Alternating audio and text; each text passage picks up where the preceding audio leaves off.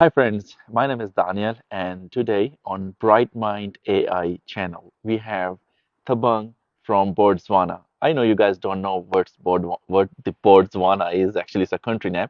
He's gonna introduce himself as well with you guys. So it's an inspirational story of another PhD alumni. So first of all, thank you so much, Thabang, to be here with us and tell us about yourself. Well, thank you so much, Daniel, for having me here today. And it's a great weather, number one. So that's something that I Yeah, appreciate. But as you said, my name is Tavang and my surname is Isaka. Isaka. Yes, and I'm from a country that you mentioned, which is Botswana is a country located in Africa, Southern Africa. Southern Africa. Okay. It's a country right above South Africa. Is it And country inside a country? no, not really. It's just that from Africa as a whole, very big, Africa is geographically, it's a very yes. big And then part. there's Southern Africa, there's Northern Africa. So Okay, I'm in the southern side. Botswana is there, and we have almost 2 million citizens. 2 million. Yeah, it's a small little country with very beautiful people there. Lovely, very good to hear about that. Request you to have this interview was your story that was I listened before because you came from a background, as I have heard, which is really inspirational for our viewers. So I would love to ask you, tell us about your childhood. How did you raise and further education? Well, I think the most important thing, Daniel, is I'll be very honest. I'm from a humble family, meaning I grew up in a place where it was a shadow of poverty Yeah, as a yeah, key thing yeah. around, which both of my parents didn't go beyond primary school. So I'm not coming from a family of intellects or brilliant minds per se. So I grew up in a very humble family with Christian parents Christian who, parents. yes, who raised us to understand the importance of, realizing that life demands a little bit of hard work Yeah, because my mom was working quite lengthy jobs. She was a cleaner, and then my dad was a driver. a truck So driver, a you truck said. driver, True. yes, truck driver. I And appreciate. I have four siblings, For siblings. an elder sister, an elder brother, myself as the third born, and then a little sister. So I grew up in a family where it was just a small community with Yeah, my yeah, family, yeah. and we're just working a little bit hard to see the next day in terms of And the living. most interesting the part you shared with us was you were telling like you were the kid who went to university as well. Yeah, actually, in that regard, like I said, my parents didn't go to any much more than just primary school. So my elder brother, my elder sister, unfortunately, did not finish Yeah, their school to go to university. And then at a certain point in time, life changed a little bit where I shifted mentally and I told myself, I need to break the barrier in my yeah, family yeah, and start working hard. yeah. So by God's grace, I think the main foundation to even me changing was the church, the house of God, Church. yes, where I Lovely. fellowship. Very good. And having grown there and being groomed, I Yeah, eventually became the first in my family to go to university and study my yeah, yeah. bachelor's in computer science Who engineering. told you about Ireland? Like, how did you come here? Okay, when at the beginning there were challenges. Because you didn't get the scholarship at the beginning, or you were applying where you need to pay, actually. That was Yeah, I applied University of Cambridge, good. University College of And you London. got accepted there as well. Yes, I Means did your educational background was very good, right? because the key criteria was that during my university, I started working with a couple of my friends, and then we had a startup business. Oh, So okay. I had experience, Cool. and Cool. I got Yeah. a first class as well. So academically, I did quite well to get in, in these kind of positions where I Yeah. was interviewing Yeah. these Yeah. And universities. you were telling me about your company as well, so we can tell the viewers to actually visit.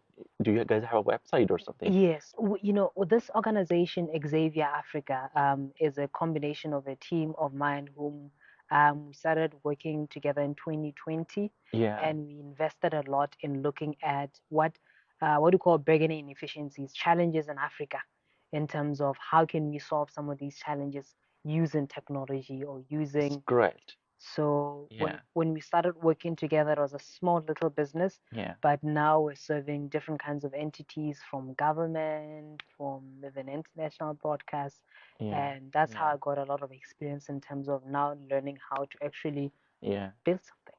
A very interesting question is because I know that people watching from your country as well, and especially from my country as well. So the interesting question is, have you ever been into a process of applying your scholarships? Did you ask people or agents who actually work for Visa and things like that? Did you even ask them to help you, or did you struggle yourself first to find the scholarships and things? So the first step to anyone who wants to get to an international state, like in Ireland as an example, I started by researching a lot. I'll, Cool. I I'll, appreciate. yes, I'll check online, okay, what existing scholarships are there and what are the requirements for those. So because I didn't have money, I didn't go the agents route. Yeah, yeah, I reached out to what you call student ambassadors at the very universities and send them emails asking them about, okay, can you connect me with an international recruitment from your university so I can have questions to ask them about any requirements. yeah, So yeah. that's what I did. I'll research on the universities, reach out to the international recruitment team at the very universities or the student ambassadors. After that, I'm able to now know, okay, what personal statements Yeah, do I need to yeah, write and qualifications do they expect me yeah, to have, and if they need IELTS, for example, in yeah. terms of English. So primarily it was a matter of I took a lot of time researching and It's asking a mean lot of questions. that's lovely. That's what I want to actually because I didn't I just asked this question and because in back in our countries mostly people they don't struggle their self. If you even ask them, you guys have an opportunity, you can apply for the same post where I applied something. So they would say you apply for me or you work for me. They don't struggle their self, what I mean to say, you Mm. know? This is what I think should be done by the students who really have some passions to go out and to want to do something, right? So they need to do research themselves and struggle themselves and use internet power Yeah. to find the opportunities. The thing, Daniel, is that if anyone doesn't have a reason to why they want to succeed, then they will not exert the necessary kind of energy to reach something like that. If you say you want to go study abroad, you are the one who's going to study, not someone else. You, as an individual, are True, the ones who are going to go. So you're right that's when true. you're saying that Yeah, yeah, somebody has to stand for themselves and research. Use free some like in my country, for example, we get free internet access at specific areas. I'll use that as an opportunity to find out and research on so it's very important to use internet resource to find your career in a better way. exactly. Perfect. And anyway, you are now in Ireland. Was it your first destination from your country? Yes, I would Perfect. say from an academic standpoint, in terms of exploring or extending myself in terms of my career, Yeah. Ireland was the first port that I landed. And we finally meet each other as well. And yeah, life, we bumped into each other. Look at today. Yeah. Okay. And tell us, how did you find ML Labs and who told you to apply there? Um, I have a friend of mine. Both of us were looking for scholarship opportunities.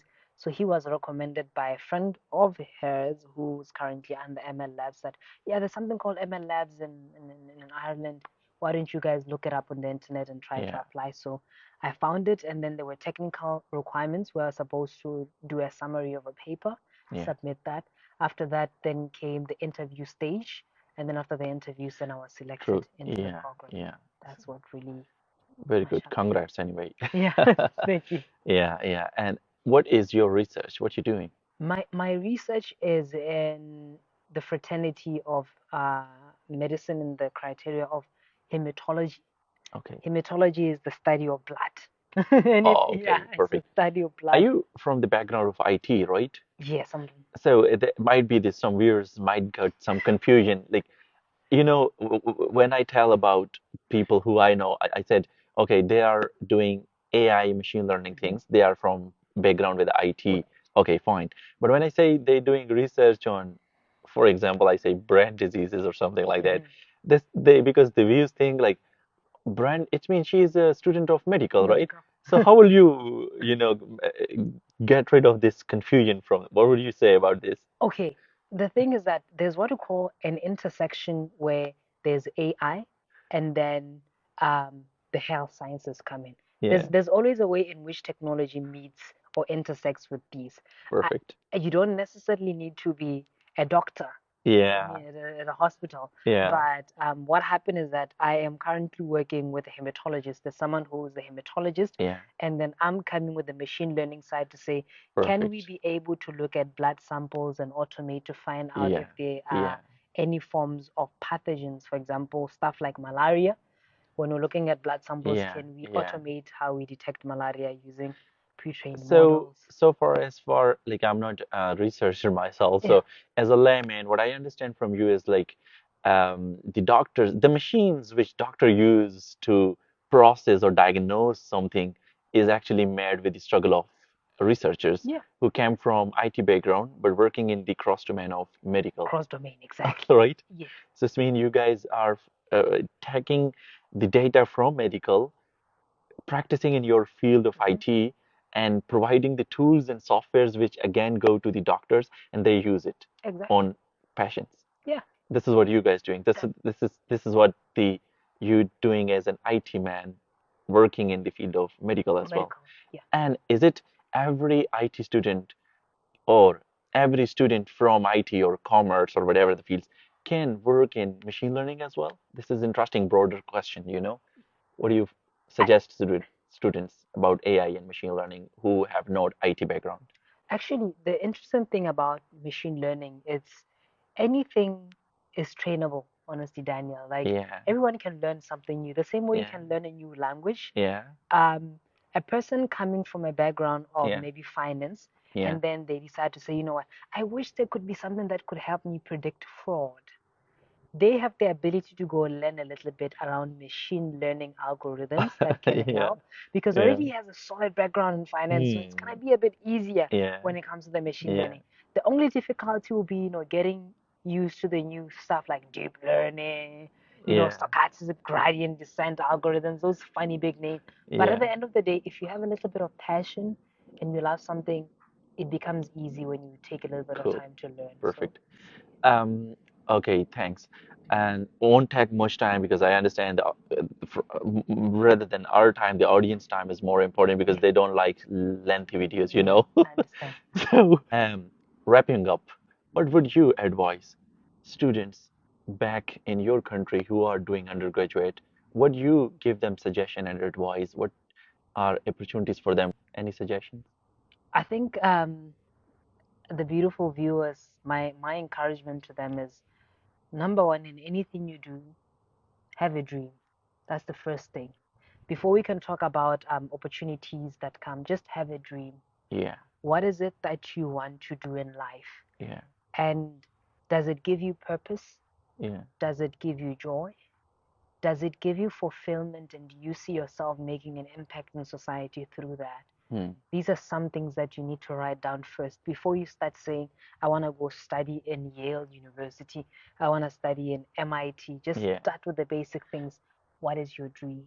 exactly. And if you do have a dream, understand one thing, Daniel, when you have a dream, it won't happen immediately. Yeah. There'll be challenges. So you must expect resistance of some sort. Yeah, But true. And mhm, you need to do yourself. It's not exactly. somebody else will come in, jump in your life, and will bring you somewhere away. Nope.